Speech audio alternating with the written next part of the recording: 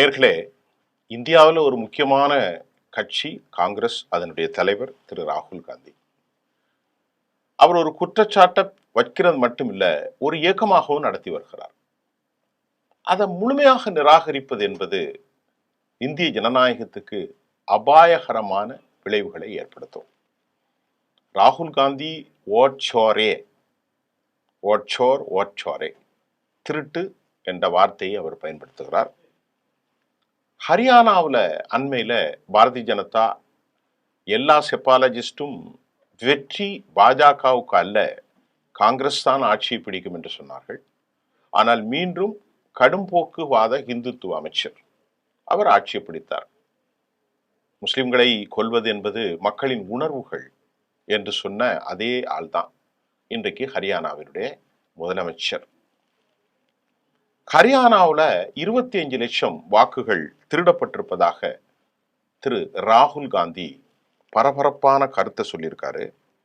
அதுல 5,21,000 வாக்குகள் போலியானவை, 98,174 வாக்குகள் செல்லாதவை, 19,26,000 வாக்குகள் பல்க் வாக்காளர்கள், அதாவது அவர்கள் நீக்கப்பட்டிருக்கிறார்கள். அதாவது ஒரே வீட்டில் 500 வாக்காளர்கள் இருப்பதாக ஆவணங்களில் பதிவு செய்யப்பட்டிருக்கிறது. ஆனால் அங்கு சென்று ஆய்வு செய்த போது ஒருவர் கூட இல்லை, இதுதான் பல்க் வாக்காளர்கள் என்று கூறுகிறோம். இதெல்லாம் சாதாரணமான விஷயம் கிடையாது தோழர்களே. இன்றைக்கு தேர்தல் ஆணையமும் ஆளும் அரசாங்கமும் செய்து வருகிற இந்த முறைகேடுகளை இந்தியா முழுவதும் எதிர்க்கிறார்கள். இதற்கு ஒரு நியாயம் இல்லையா? அவர் வைக்கக்கூடிய அந்த குற்றச்சாட்டுல மறுபடியும் சொல்கிறோம், 25 லட்சம் வாக்காளர்களில் 5,21,000 வாக்காளர்கள் போலியானவை, 93,174 வாக்காளர்கள் செல்லாதவை, 19,26,000 வாக்குகள் பல்க் வாக்காளர்கள், ஒரு வீட்டில் 500 வாக்காளர்கள் இருக்கிறார்கள். இதைத்தான் நாங்கள் பல்க் வாக்காளர்கள் என்று அழைக்கிறோம்.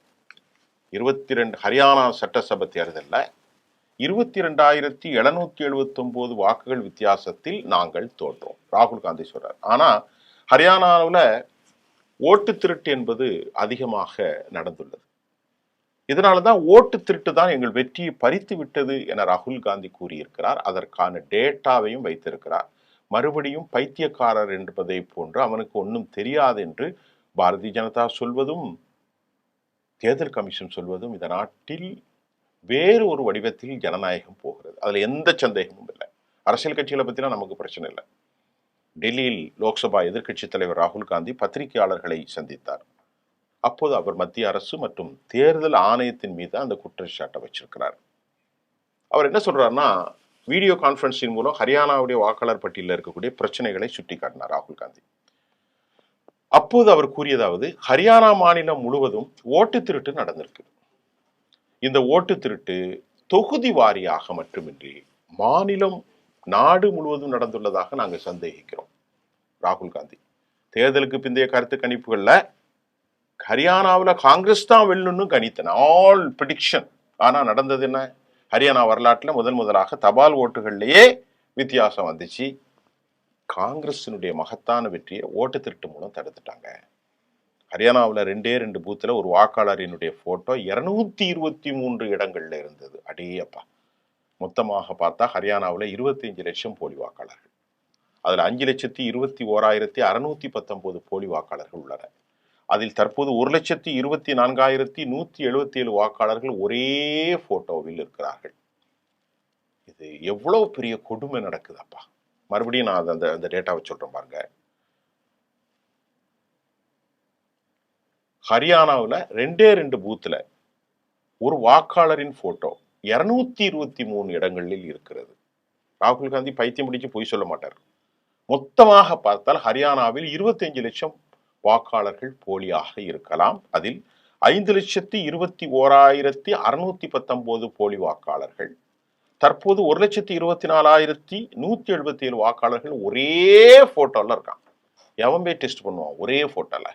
பிரேசில் நாட்டை சேர்ந்த மாடல் அழகி 10 வாக்குச்சாவடிகள்ல 22 முறை வாக்களித்ததாக கூறப்பட்டது. ஒரு வீட்டில் 500 வாக்காளர்கள் பதிவு செய்துள்ளார்கள். அங்கு சென்று சோதித்த போது யாரும் இல்லை. எவ்வளவு பெரிய பயங்கரமான குற்றச்சாட்டு! இந்தியாவே இங்க என்ன நடக்குது? இவ்வளவு பெரிய அநியாயம் நடந்துட்டு இருக்கு. ஹரியானாவில் லோக்சபா தேர்தலுக்கு பிறகு சட்டசபை தேர்தலுக்கு முன்பாக 3.5 லட்சம் வாக்காளர்கள் நீக்கப்பட்டார்கள். 3 லட்சம். இது அனைவரும் இந்த 22,279 ஓட்டுகள் வித்தியாசத்தில் தான் நாங்கள் தோட்டோம். ஆனால் உண்மையிலே அங்கே ஓட்டு திருட்டு என்பது அதை விட அதிகமாக நடந்திருக்கிறது. எங்கள் வெற்றியை ஹரியானாவிலுடைய ஓட்டு திருட்டு மூலம் பறித்து விட்டார்கள்.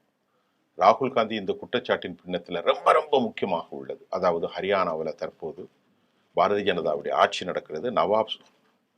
நாயப் சிங் சைனி தான் இருக்கார். இவர் பயங்கரமான கடும்போக்குவாதி.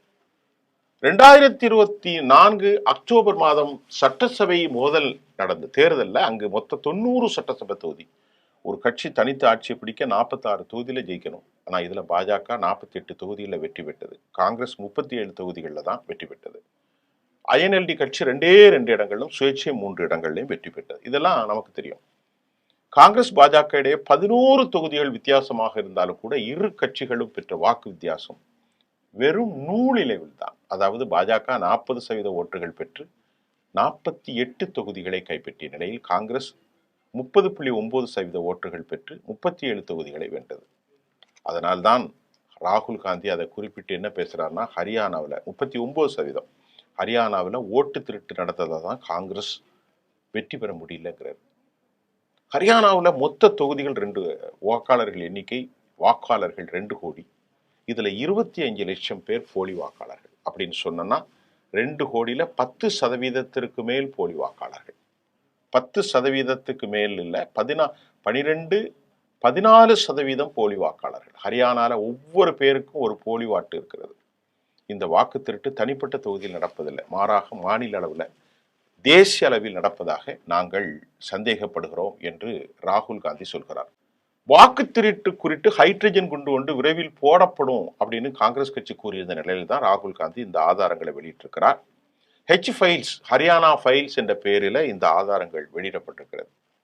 ராகுல் காந்தி வீசிய இந்த ஹைட்ரஜன் குண்டு மிகப்பெரிய அதிர்ச்சி ஏற்படுத்தியிருக்கிறது. ஹோப்புகள் இதில் ஒரு மாநிலத்தில் எவ்வாறு திட்டமிடப்பட்டிருக்கின்றன, எவ்வாறு ஓட்டு திருடு, இது தனிப்பட்ட தொகுதியில் நடக்கல, இது மாநில அளவிலும் நடக்கல, தேசிய அளவில் நடப்பதாக நாங்கள் சந்தேகிக்கிறோம். எங்கள் கட்சியின் வேட்பாளர்களிடமிருந்து ஏதோ தவறு நடப்பதாக புகார் வந்தது. தேர்தல் முடிவுகள் பற்றி எங்களுடைய கணிப்புகள் அனைத்தும் தலைகீழாக மாறியிருக்கிறது. மத்திய பிரதேசம், சத்தீஸ்கர், மகாராஷ்டிரா ஆகிய மாநிலங்களை இதை நாங்கள் கண்கூடாக கண்டோம் என்கின்றார் ராகுல் காந்தி.